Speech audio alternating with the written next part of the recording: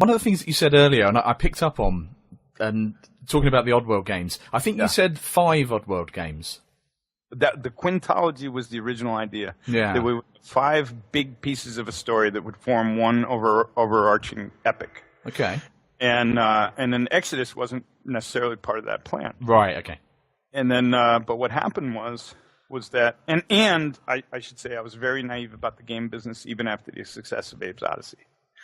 So I was thinking, we each new piece of the quintology introduces a new character, right? Going back in hindsight, don't ever do that, because what you don't realize you're doing is you're stepping away from a brand that you've installed into the audience, and now you're trying to introduce new IP, even if it still says Oddworld on it, right? So, not necessarily a wise decision.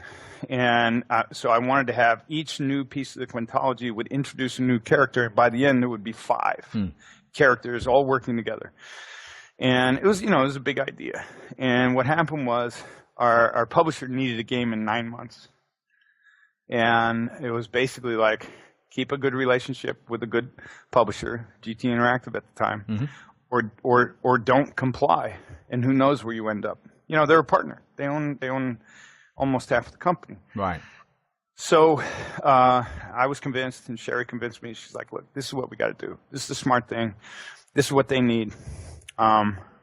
This is, we'll use the same engine. I didn't want to use the same engine. I so hated it. I felt like it wasn't an engine. I felt like it was a demo code. Right. And it was just very difficult to work with.